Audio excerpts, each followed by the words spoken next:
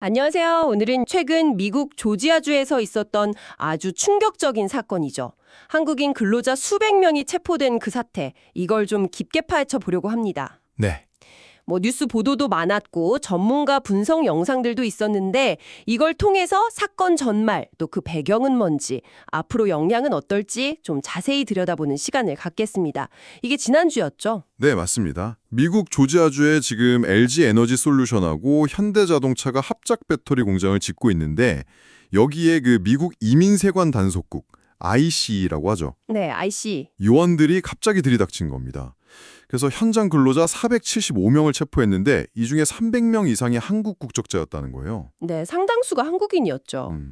근데 더 충격적인 건 그 과정에서 수갑은 물론이고 족쇄까지 채운 영상이 공개되면서 이게 국내외로 파장이 엄청났습니다. 그렇습니다. 이게 단순히 불법 취업 단속이다 이렇게만 보기에는 그 규모나 방식이 상당히 좀 이례적이었습니다. 그렇죠. 네. 이 사건은 사실 표면적인 비자 문제를 넘어서요. 한미 관계라던가 또 미국의 경제 정책 기조, 특히 요즘 많이 얘기하는 IRA나 칩스법 같은 거 있잖아요. 네네, 미국 중심 공급망 재편. 맞아요. 그런 전략하고 맞물려서 미국에 투자한 우리 기업들이 지금 어떤 현실에 처해 있는지를 보여주는 굉장히 복잡한 사안입니다. 그래서 오늘 이 시간에는 이제 왜 이런 일이 벌어졌는지, 또 관련된 시각이나 반응은 어떤지, 그리고 이게 우리한테 시사하는 바는 뭔지 좀 꼼꼼하게 들여다보겠습니다. 대단했죠. 체포된 한국인들을 보면 LG 에너지 솔루션 본사 직원도 있고 협력업체 직원들, 그리고 현대 엔지니어링 협력업체 직원들 이렇게 다수가 포함되어 있었다고 하고요.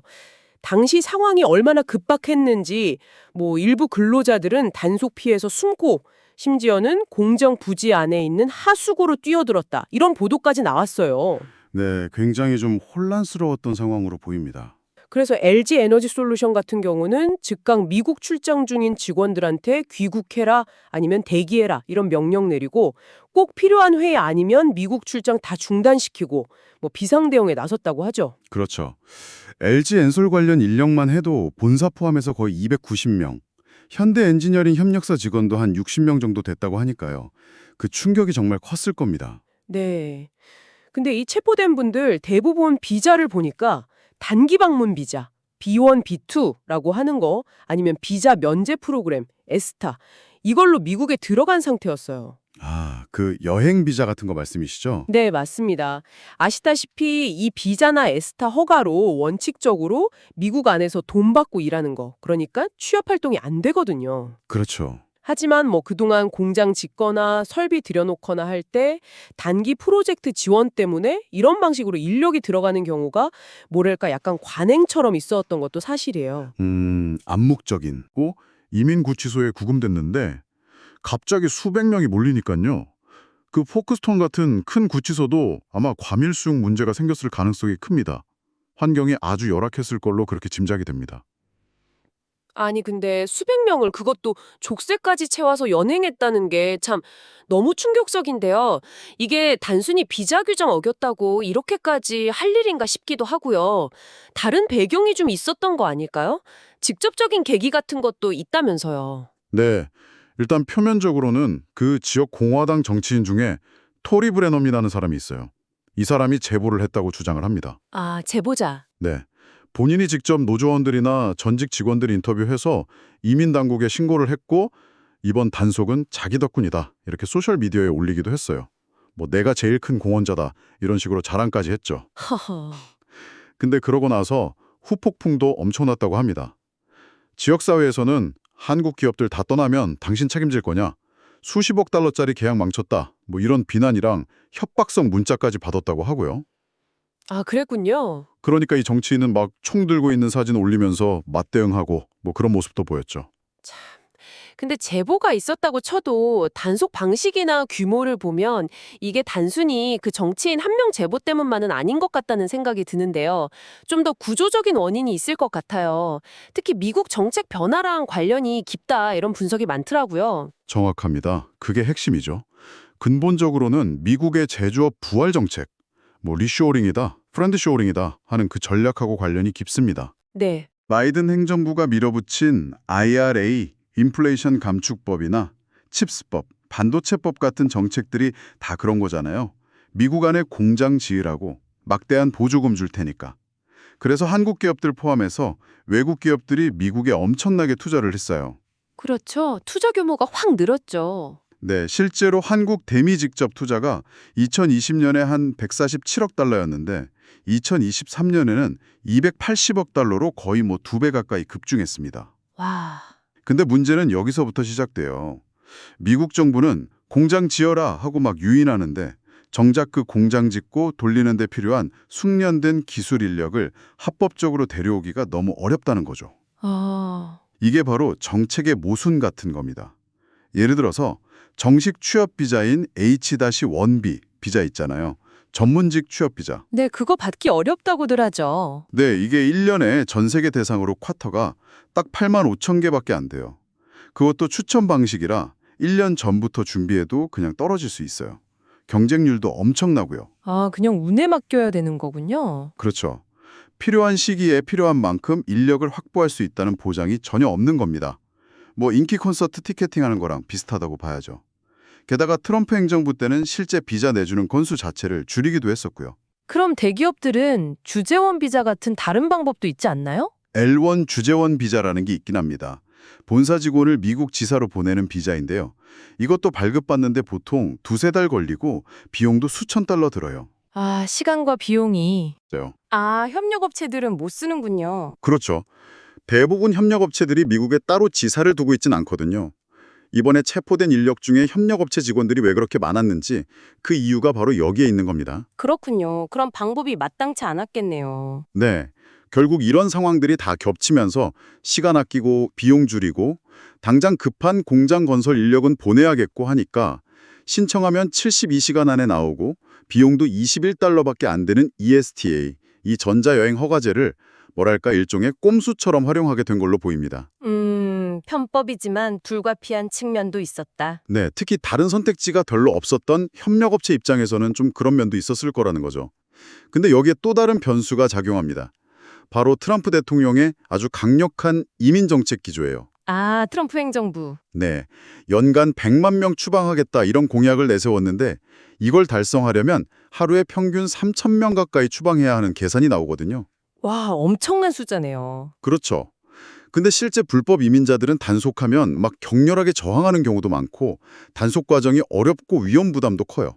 뭐 총기 사고가 날 수도 있고 차로 막 돌진할 수도 있고. 아, 그러다 보니까 IC, 이민단속국 입장에서는 실적은 채워야겠고 그래서 상대적으로 단속이 좀 쉬운 대상을 찾게 됐을 가능성이 있다는 분석이 나와요. 쉬운 대상이요? 네, 그러니까 합법적으로 입국은 했지만 비자 목적이랑 다른 활동, 즉 취업을 한 외국 기업 근로자들이죠. 이 사람들은 특정 회사 소속이고 돌아갈 본국도 있으니까 저항이 좀 더할 거다. 이런 계산이 깔렸을 수 있다는 겁니다. 일리가 있네요. 결국 한국, 대만, 일본 같은 어떻게 보면 미국의 동맹국 기업 직원들이 ICE의 실적 채우기용 쉬운 먹잇감이 될 수 있다는 우려가 있었는데 그게 이번에 현실화된 거 아니냐 이런 지적이 나오는 이유입니다. 와, 정말 복잡한 배경이 얽혀 있군요. 미국의 투자 유치 정책이랑 현실적인 비자 문제, 그리고 정치적인 이민 정책 기조가 막 충돌하면서 벌어진 사건이다. 이렇게 볼 수 있겠네요. 네, 그렇죠. 그럼 이 초유의 사태에 대해서 우리 정부는 어떻게 대응했습니까? 네, 한국 정부는 굉장히 신속하게 대응했습니다. 이재명 대통령이 총력 대응을 지시했고요. 외교부는 바로 조현 장관을 본부장으로 하는 재외국민보호대책본부를 가동했어요. 네. 주미대사관하고 애틀란타 총영사관 인력들이 바로 급파됐고요. 조 장관은 필요하면 워싱턴 직접 가겠다 이렇게까지 언급하면서 아주 적극적인 자세를 보였습니다.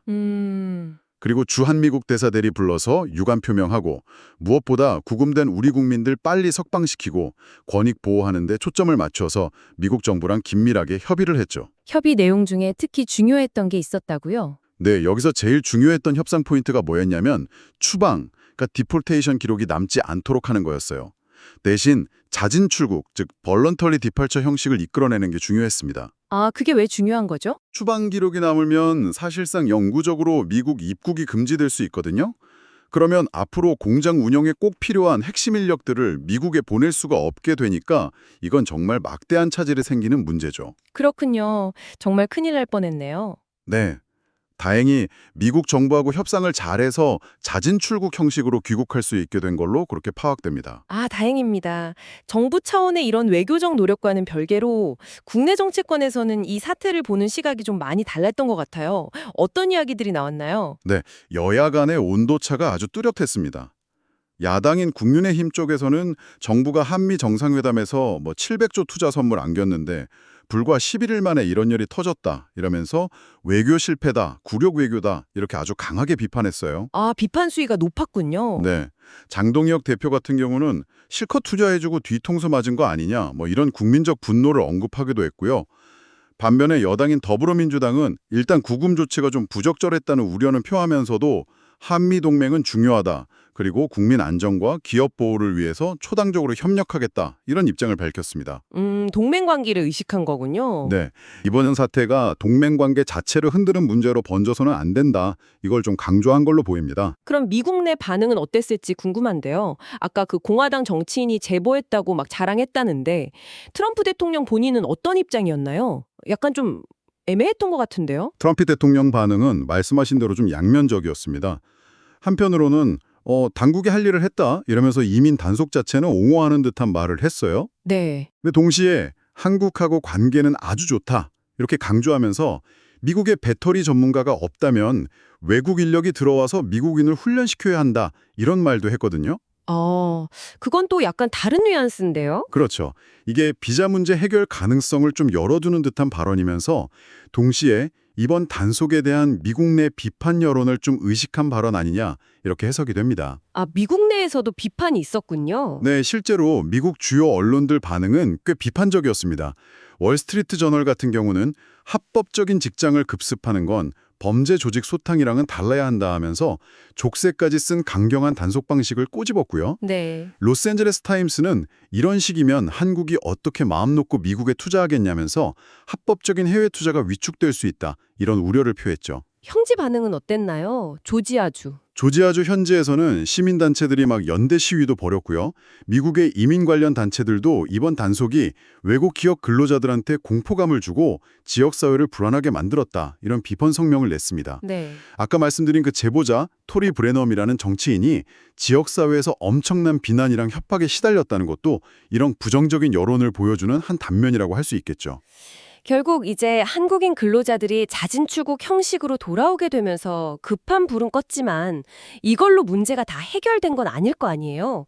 당장 어떤 영향이 있을까요? 그렇습니다. 이게 끝이 아니죠. 가장 직접적인 타격은 역시 그 9조 원짜리 현대차 LG 에너지 솔루션 합작 공장 여기 건설이랑 가동이 늦어지는 겁니다. 아, 공장 건설 지연. 네, 이 공장이 연간 전기차 30만 대 분량의 배터리셀을 만들어서 현대모비스 거쳐서 현대차 엘라베마 공장, 기아차 조지아 공장에 공급할 핵심 시설이거든요. 네. 근데 숙련된 기술 인력들이 이렇게 대거 빠져나가 버렸으니 공장 건설 일정에 차질이 생길 수밖에 없고 이건 결국 배터리셀 생산 지연으로 이어지고 나아가서는 현대차랑 기아차 전기차 생산 계획에도 연쇄적으로 영향을 미칠 수밖에 없는 거죠. 상당히 큰 문제네요. 그런데 더 걱정되는 건 이게 그냥 한 번으로 끝나는 게 아닐 수도 있다 이런 전망이 나온다는 건데요. 네, 그 점이 사실 가장 큰 문제입니다. 로이터 통신 보도를 보면요. 미국 이민당국 고위 관계자가 이번 단속 이후에 앞으로 더 많은 기업을 단속 대상으로 삼을 거다 이렇게 공언을 했다고 해요. 헉? 이게 특정 기업이나 국가를 딱 겨냥한 게 아니라 비자 규정을 어긴 모든 외국 기업이 대상이 될 수 있다 이런 경고인 셈이죠. 이건 한국 기업뿐만 아니라 미국에 투자한 모든 외국 기업들한테 불안감을 주는 메시지입니다. 다른 나라 기업들도 긴장하겠네요. 그렇죠. 실제로 작년에도 대만의 TSMC가 애리조나에 반도체 공장 지으면서 필요한 숙련 인력 한 500명을 대만에서 데려오려고 했는데 현지 노조가 반발해서 공장 가동이 늦어졌던 사례도 있었거든요. 아, 비슷한 문제가 있었군요. 네, 결국은 미국의 제조 부활 정책, 그런데 현실하고 잘 안 맞는 너무 경직된 비자 시스템, 그리고 결정적으로 숙련된 현지 노동력 부족, 이 구조적인 문제가 해결되지 않는 한 비슷한 사태는 언제든 또 일어날 수 있다는 겁니다. 미국 내에서 제조업을 좀 기피하는 현상도 있고 특히 반도체나 배터리 같은 첨단 산업 분야에서는 단기간에 한국이나 대만의 숙련된 인력을 대체할 만한 현지 인력을 찾기가 어렵다는 게 현실이에요. 네. 트럼프 대통령이 아까처럼 비자 관련해서 약간 유화적인 발언을 한 것도 이런 현실을 어느 정도는 알고 있기 때문일 겁니다. 하지만 근본적인 시스템 개선이 없으면 언제든 정치적인 필요나 실적 압박 때문에 비슷한 단속이 또 벌어질 수 있다. 이런 불안감이 남는 거죠. 그렇군요. 종합해보면 이번 사태는 미국의 메이드 인 아메리카 정책 드라이브하고 또 현실적으로 노동력을 공급하기 어려운 문제, 여기에 정치적인 목적까지 더해진 강경한 이민 단속이 충돌하면서 벌어진 일이다. 이렇게 정리할 수 있겠네요. 네, 맞습니다. 우리 기업들은 미국의 투자 유인책 따라서 대규모 투자를 했는데 정작 필요한 인력을 합법적으로 데려가기는 너무 어려운 비자 문제에 딱 부딪혔고 결국 관행처럼 이용되던 ESTA 활용이 빌미가 돼서 큰 타격을 입은 셈이군요. 그렇습니다. 이 사건은 단순히 비자 규정 잘 지키자 이런 문제를 넘어서요. 미국이라는 거대하고 복잡한 시장에 진출하는 게 얼마나 많은 변수를 안고 있는지를 아주 적나라하게 보여줍니다. 네. 특히 정권이 바뀌는 시기라던가 선거 국면에서는 예측 불가능한 정책 변화나 정치적 리스크가 더 커질 수 있다는 점을 다시 한번 생각하게 하고요. 또 경직된 이민이나 비자 시스템, 현지 노조와의 관계, 숙련 노동력 확보 문제 같은 단순히 경제 논리만으로는 풀기 어려운 그런 비경제적 리스크들이 항상 존재한다는 걸 확인시켜줬습니다. 앞으로 우리 기업들이 해외 투자를 계획하고 실행할 때 보조금 같은 그런 경제적인 인센티브 말고도 이런 다양한 리스크 요인들을 훨씬 더 좀 면밀하게 검토하고 대비해야 한다. 이런 중요한 교훈을 남긴 사건이라고 봅니다. 네. 자, 그렇다면 마지막으로 여러분께 질문 하나 던져보겠습니다. 미국의 막대한 보조금이라는 당근과 또 이번 사태처럼 언제 터질지 모르는 규제 리스크라는 채찍 사이에서 우리 기업들은 앞으로 해외 투자 전략이나 현지 운영 방식을 어떻게 설계해 나가야 할까요? 그리고 이런 상황은 개별 기업 노력만으로는 한계가 있을 텐데 국가 차원에서는 어떤 외교적, 정책적 지원과 대응이 필요하게 될까요? 한번 깊이 생각해 보시면 좋겠습니다. 오늘 저희가 준비한 이야기는 여기까지입니다.